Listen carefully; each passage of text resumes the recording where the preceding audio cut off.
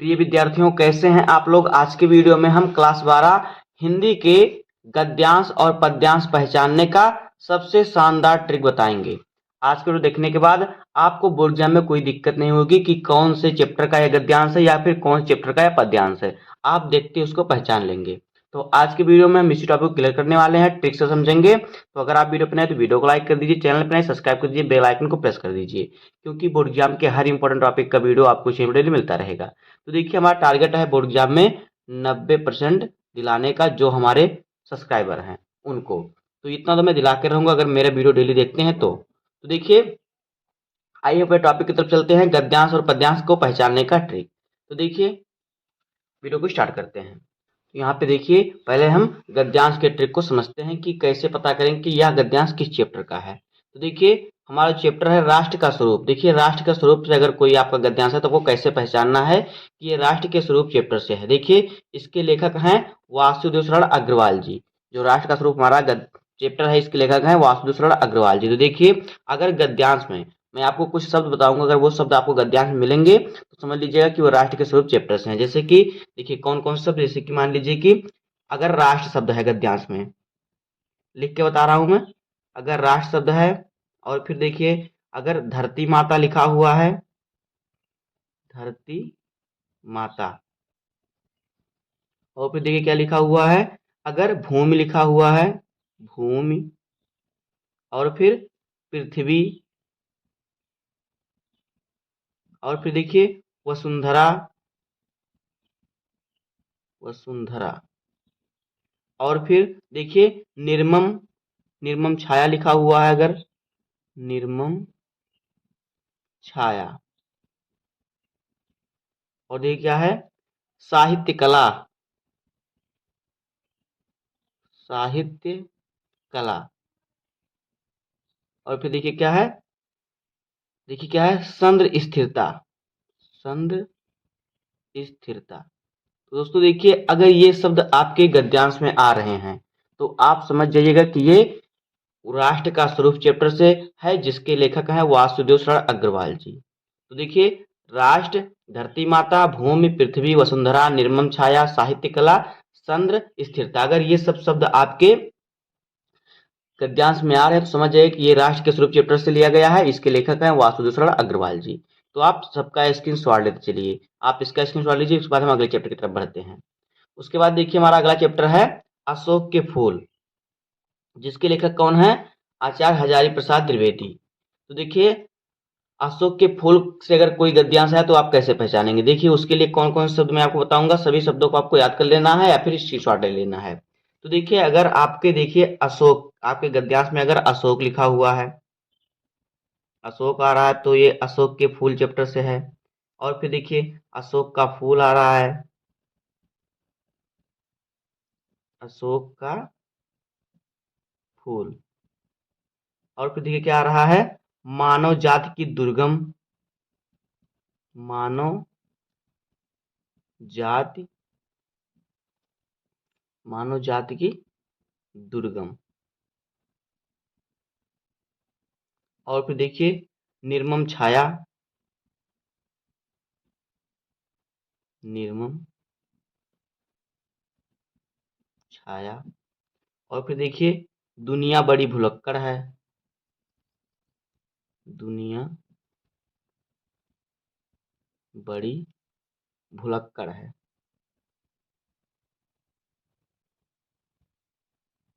दुनिया बड़ी भुलक्कड़। और फिर क्या, और फिर देखिए अशोक वृक्ष अगर आए तो,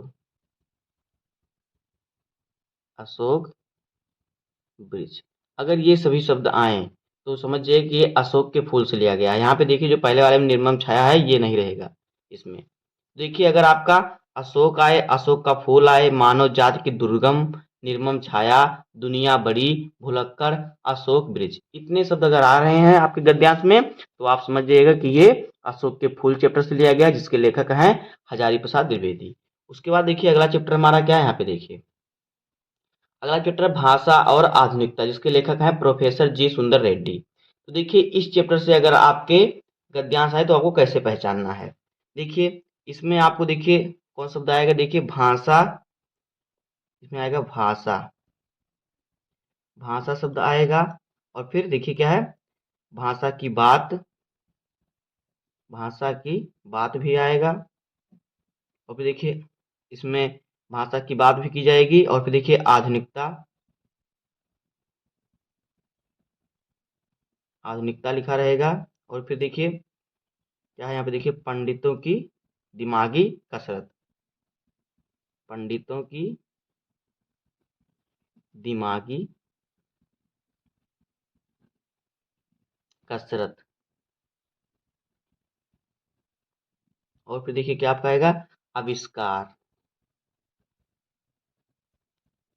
अगर ये सभी शब्द आपके गद्यांश में आ रहे हैं तो समझिएगा कि ये आपका भाषा और आधुनिकता चैप्टर से लिया गया है, जिसके लेखक हैं प्रोफेसर जी सुंदर रेड्डी। उसके बाद देखिए अगला चैप्टर हमारा क्या है, हम और हमारा आदर्श। इसके लेखक हैं डॉक्टर एपीजे अब्दुल कलाम। तो देखिए अगर इस चैप्टर से आपका गद्यांश है तो आपको कैसे पहचानना है, इसका ट्रिक देखिए। देखिए इसमें आपको देखिए कैसे पहचानना है, इसमें देखिए आपका कौन कौन शब्द आएगा अगर आपका इस चैप्टर से गद्यांश आता है तो इसमें आएगा समृद्धि, समृद्धि और फिर अध्यात्म और फिर भौतिक पदार्थ, भौतिक पदार्थ और फिर देखिए क्या आएगा, भौतिक पदार्थ की इच्छा, भौतिक पदार्थ की इच्छा और फिर देखिए समृद्ध देश, समृद्ध देश और फिर देखिए आएगा देश और फिर देखिए युवा होता, युवा होता। देखिए आपके जो हम और हमारा आदर्श चैप्टर है, अगर इस चैप्टर से आपके गद्यांश आएंगे तो देखिए आपका आएगा समृद्धि, अध्यात्म, भौतिक पदार्थ की इच्छा, समृद्ध देश, देश, युवा होता। तो देखिए अगर ये सभी शब्द आ रहे हैं समझिए कि ये हम और हमारा आदर्श चैप्टर से लिया गया है, जिसके लेखक हैं डॉक्टर एपीजे अब्दुल कलाम। उसके बाद देखिए हमारा अगला चैप्टर क्या है, यहाँ पे देखिए अगला चैप्टर हमारा यहाँ पे देखिए क्या है, अगला चैप्टर है रॉबर्ट नर्सिंग होम। तो देखिए रॉबर्ट नर्सिंग होम के लेखक कौन है, कन्हैया लाल मिश्र प्रभाकर। तो देखिए अगर इस चैप्टर से आपका गद्यांश आए तो आपको कैसे समझना है कि ये किस, कि ये इस चैप्टर से लिया गया। तो देखिए आपके कौन कौन से शब्द आएंगे, देखिए इसमें आएगा नस्तर, नस्तर और फिर मदर टेरेसा, मदर टेरेसा और फिर देखिए बूढ़ी मुस्कानमयी, बूढ़ी मुस्कानमयी। देखिए अगर ये शब्द आपके गद्यांश में आ रहे हैं तो आप समझ जाइए कि ये रॉबर्ट नर्सिंग होम चैप्टर से लिया गया है। उसके बाद देखिए अगला चैप्टर हमारा क्या है, यहाँ पे देखिए निंदा रस, जिसके लेखक हैं हरिशंकर परसाई। तो देखिए इसको कैसे पहचानना, इसमें देखिए इसमें आपका आएगा निद्रा, निद्रा और फिर धृतराष्ट्र, धृतराष्ट्र और फिर देखिए भीम, ईर्ष्या और फिर क्षेत्र। तो ये सभी अगर शब्द आपके गद्यांश में आ रहे हैं तो आप समझिए कि ये क्या है, निंदा रस वाले चैप्टर से लिया गया है, जिसके लेखक हैं हरिशंकर परसाई। तो अब देखिए मैं आपको एक, मेरे पास पेपर है, उस पेपर में आपको दिखाता हूँ कैसे आपको पहचानना है। देखिए ये देखिए हमारा पेपर है हिंदी का, क्लास 12 हिंदी का ये पेपर है। इसमें देखिए आपको दिखाता हूँ गद्यांश कहाँ पे है। यहाँ पे देखिए, इसमें देखिए यहाँ पे गद्यांश दिया हुआ है। देखिए इसमें दिया है गद्यांश की भाषा की साधारण इकाई, और जब इसको पढ़ेंगे यहाँ पे देखिए भाषा की साधारण इकाई शब्द के अभाव का, अभाव में भाषा का अस्तित्व। देखिए यहाँ पे भाषा शब्द आया है तो इसलिए यहाँ पे देखिए यहाँ पे भाषा शब्द आया है, तो ये देखिए यहाँ पे हम लिखा है भाषा शब्द। तो ये जो गद्यांश है ये वाला, ये आपके देखिए भाषा और आधुनिकता चैप्टर से लिया गया है, जिसके लेखक कौन है, देखिए प्रोफेसर जी सुंदर रेड्डी। इसी प्रकार से आपको देखकर पहचानना है। उसके बाद देखिए हमें अथवा करके एक और दिया है, यहाँ पे देखिए, इसमें देखिए क्या है, कहते हैं दुनिया बड़ी भुलक्कड़ है। देखिए यहाँ पे भुलक्कड़ आ गया शब्द ना, हमने आपको बताया था कि भुलक्कड़ शब्द अगर आए तो समझ जाइए कि कहाँ से लिया गया। यहाँ पे देखिए अभी हमने आपको बताया, यहाँ पे देखिए भुलक्कड़ यहाँ पे आपको लिख के अभी हमने बताया है। कहाँ पे भुलक्कड़ है, देखिए यहाँ पे देखिए बड़ी भुलक्कड़। तो देखिए ये अशोक के फूल चैप्टर से लिया गया है। ये जो आपका गद्यांश है ये अशोक के फूल चैप्टर से लिया गया है। तो इस प्रकार से आपको हिंदी में कहीं से भी आपका गद्यांश आएगा तो आप आसानी से पहचान लेंगे। अब इसके बाद देखिए हम पद्यांश को पढ़ते हैं और समझते हैं कि पद्यांश पहचानने का ट्रिक क्या होता है। दोस्तों अब आइए हम पद्यांश को समझते हैं कि पद्यांश को पहचानने का सबसे अच्छा ट्रिक क्या होता है। तो देखिए पद्यांश में हमारा जो देखिए इंपॉर्टेंट चैप्टर हमने लिया, पहला चैप्टर जो हमारा है पवन दूतिका है। तो देखिए पवन दूतिका के जो लेखक है सॉरी कवि हैं वो हैं अयोध्या सिंह उपाध्याय हरिओ। तो देखिए अगर इनके कविता में से आपका पद्यांश आता है तो आप कैसे पहचानेंगे कि ये पवन दूतिका से लिया गया है। तो देखिए आपको इसमें कौन कौन शब्द आएगा जिससे आपको पहचान लेना है कि ये पवन दूतिका से लिया गया है। तो देखिए अगर आपके पद्यांश में लज्जाशील लज्जाशील लज्जाशील शब्द आ रहा है, पथिक शब्द आ रहा है, पथिक, और फिर महिला, और फिर क्या है खिन्ना, बैठी खिन्ना एक दिवस, इसी प्रकार से था ना, उपवन, और फिर ये क्या है आपका उपवन। देखिए इतना अगर आपका आ रहा है, वाटिका भी कर सकते हैं आप, देखिए वाटिका। तो देखिए अगर आपका ये शब्द आ रहा है लज्जाशील, पथिक, महिला, खिन्ना, उपवन, वाटिका, कोई भी शब्द अगर आपके पद्यांश में आ रहा है तो आप इसको समझिएगा कि ये पवन दूतिका से लिया गया है। इसके कवि हैं अयोध्या सिंह उपाध्याय हरिओद। तो इस प्रकार से आपको समझ जाना है। उसके बाद देखिए दूसरा हमारा चैप्टर क्या है, यहाँ पे देखिए दूसरा है कैकेयी का अनुताप, जिसके जो कवि हैं मैथिलीशरण गुप्त जी हैं। तो देखिए अगर इनके कविता से आपका पद्यांश है तो आपको कैसे पहचानना है कि ये कैकेयी के अनुताप से लिया गया है। तो देखिए इसमें कौन कौन शब्द आएंगे, देखिए इसमें आएगा आपका अनुताप, अनुताप अगर शब्द आ रहा है, और फिर देखिए कैकेयी, कैकेयी शब्द आ रहा है, और फिर देखिए मैया शब्द आ रहा है, और फिर क्या है माता शब्द आ रहा है, और फिर कुमाता, और फिर भरत, और फिर देखिए क्या है वात्सल्य, और फिर देखिए दुर्बलता, और फिर लाल की माई,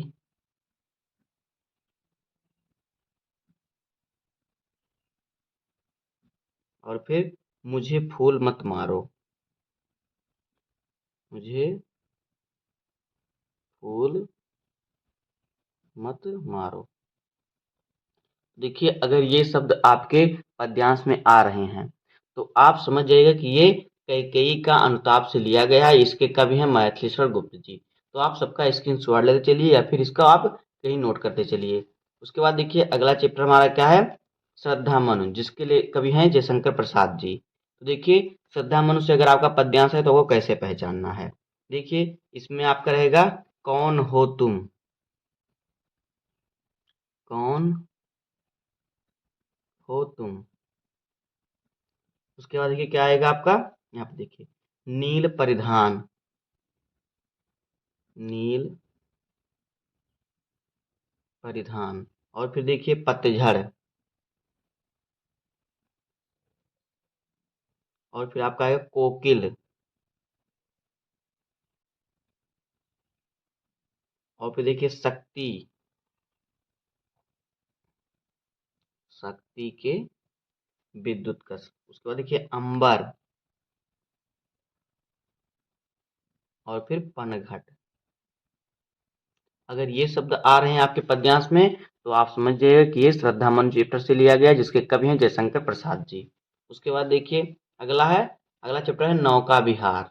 तो देखिए नौका विहार बापू के पत्र, जिसके जो कवि हैं सुमित्रानंदन पंत जी हैं। तो देखिए अगर आपका इस चैप्टर से पद्यांश आता है तो आपको कैसे पहचानना है कि ये हमारा नौका विहार से लिया गया है। तो देखिए इसमें आपको पहचानने के लिए जो ट्रिक है, इसमें देखिए क्या धरासी जग क्रम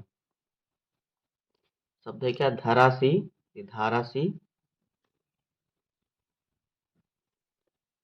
जग का क्रम।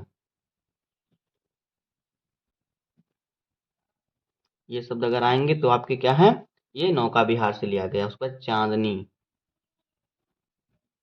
चांदनी नौका, और फिर क्या है, चपला, और फिर ये क्या है, बिचधारा, और फिर देखिए कर्णधार, और फिर तुम मांसहीन तुम रक्तहीन, तुम मांसहीन और तुम रक्तहीन।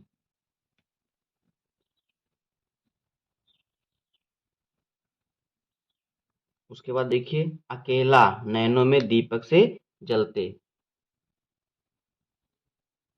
अकेला नैनों में दीपक से जलते, दीपक से जलते। और फिर क्या है देखिए, ठंडी सांस, ठंडी सांस। अगर ये सभी शब्द आ रहे हैं तो आपका ये नौका विहार पद्यांश से, कविता से लिया गया है। इसके लेखक कौन है, कोई कवि कौन है इसके, सुमित्रानंदन पंत। उसके बाद देखिए अगला चैप्टर हमारा है अभिनव मनुष्य। जो अभिनव मनुष्य पूर्ववर्षी, जिसके जो कवि हैं रामधारी सिंह दिनकर जी हैं। तो देखिए अगर यहाँ से आपका पद्यांश आता है तो देखिए आपको कैसे पहचानना है कि पद्यांश हमारा अभिनव मनुष्य से लिया गया है। तो देखिए इसमें आपका शब्द आएगा, देखिए क्या शब्द इसमें आएगा आपका, इसमें आपका आएगा मानव मनुष्य, मानव मनुष्य, और फिर देखिए पुरुष, और फिर देखिए दुनिया, और फिर देखिए धनुष बाण, धनुष बाण, और फिर देखिए अभिनव।